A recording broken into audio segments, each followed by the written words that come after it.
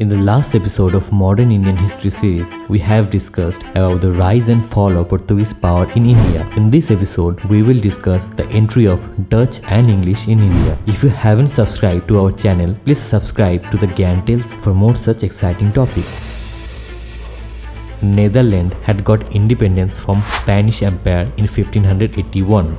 Due to War of Independence, the ports of Spain for Dutch were closed. This forced them to find out a route to India and East to enable direct trade. In 1565, they had opened up trade with Russia and tried to explore the land routes towards China and India. However, not much success came their way. In 1602, many trading companies of Netherlands amalgamated into East India Company of Netherlands to protect the state's trade in the Indian Ocean and to assist in the Dutch War of Independence from Spain. This was the first multinational corporation of the world to issue stock and first company which was empowered to engage itself in colonial activities, including waging a war to conclude treaties and to mint the coins. However, main interest of Dutch was not in India, but in Indonesian islands of Java, Sumatra and Spice Islands where spices were produced. After their arrival in India, the Dutch founded their first factory in Masulipattinam in 1605. Subsequently, they also established trading centers in various parts of India and thus became a threat to Portuguese. The Dutch conquered Sri Lanka from the Portuguese in 1656. They also took the Portuguese forts on the Malabar coast in 1671. The Dutch gradually became a potent force, capturing Nagapattinam near Madras from the Portuguese and thereby establishing their foothold in South India. Dutch were successful in abandoning the Portuguese as most dominant power in European trade. In economic terms, they earned huge profit by monopolizing in black pepper and spices. In 1619, the company renamed Jakarta and used it as a base to conquer Java and the outer islands. By the late 17th century, the company had declined as a trading and sea power and had more and more involved in the affairs of Java. Towards the end of the 18th century, the company became corrupt and seriously in debt. The Dutch government eventually revoked the company's charter and in 1799 took over its debts and possessions. The English were also at this time rising to prominence in Eastern trade and thus posed a serious challenge to the commercial interest of the Dutch. In 1623, the Dutch caught a British soldier spying on them at Amboina, a place in the present-day Indonesia. Enraged Dutch arrested, tortured and killed dozens of British company's servants. This was a big defeat to British as they had to retire from Eastern Islands and focus only on India. The Dutch became a supreme power in Indonesia and remained for long. For British, India was only hope as they had been forced out of Indonesia. In 1667, both the parties came to a compromise by which British agreed to withdraw all the claims on Indonesia and Dutch retired from India to concentrate on their more profitable trade in Indonesia. The climax of Dutch East India Company was in 1669 when it was the richest private company of the world with 150 merchant ships, 40 warships, 50,000 employees and an army of 10,000 soldiers. In India, the most important event was the Battle of Kolachel in 1741, which was fought between the Dutch East India Company and the state of Travancore army.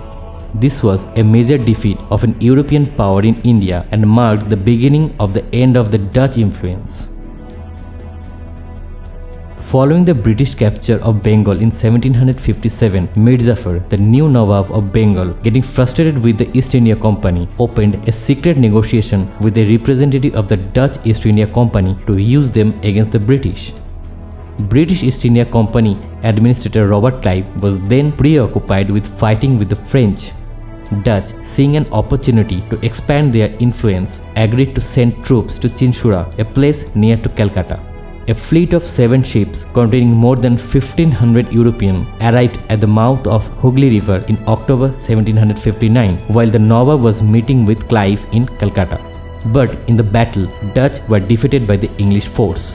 In the wake of their victory, Clive overthrew Mir Jafar and replaced him with his son-in-law Mir Qasim Ali Khan.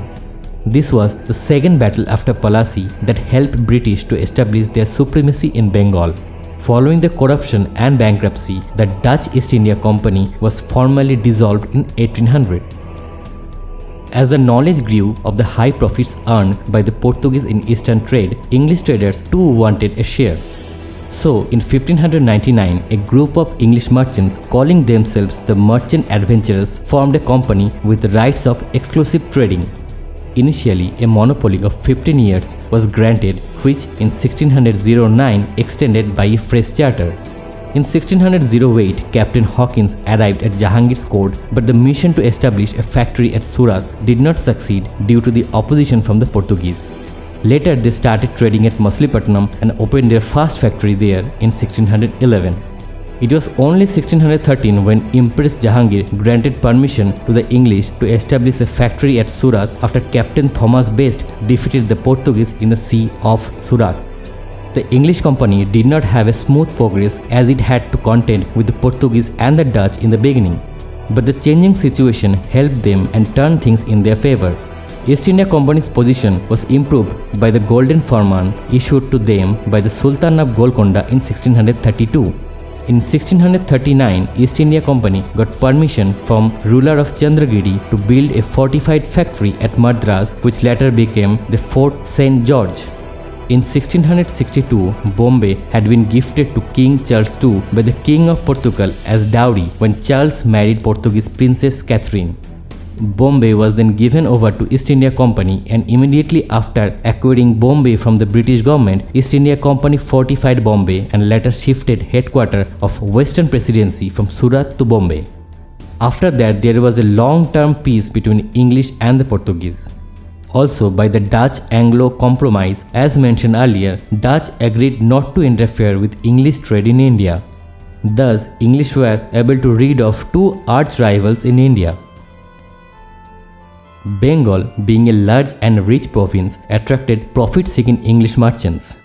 In 1651, Bengal governor Shah Shuja allowed the English to trade in Bengal in return of an annual payment of 3,000 rupees. East India Company established first factory in Bengal at Hooghly in 1651. Despite of their privileges, company's business was obstructed by the custom officers in the local checkposts. Later, company wanted to fortify their forts and thus appealed to Bengal governor Shaista Khan, but nothing came out of the appeal. In 1686, hostilities broke out between Mughals and East India Company.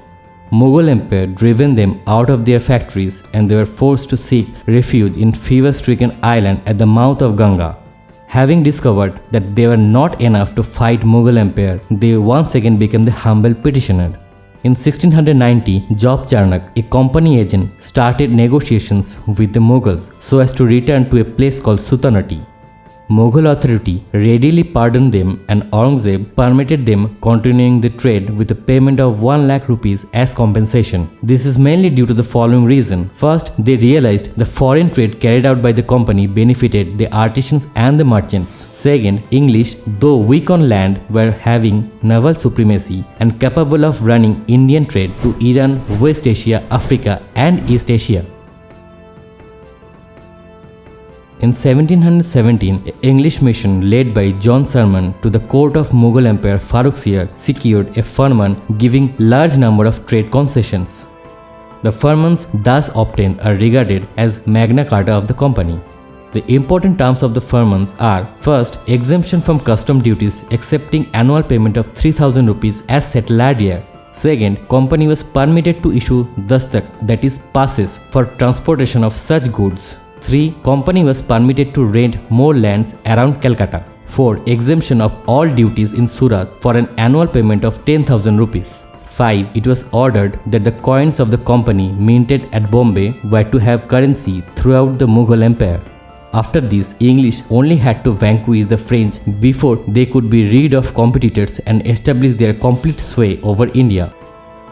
This was all about this episode. Hope you have enjoyed the video. In the next episode of Modern Indian History series, we will discuss entry of French and the Anglo-French rivalry in India. Till then, take care and please like, share and subscribe to the Gyan Tales for more such exciting topics.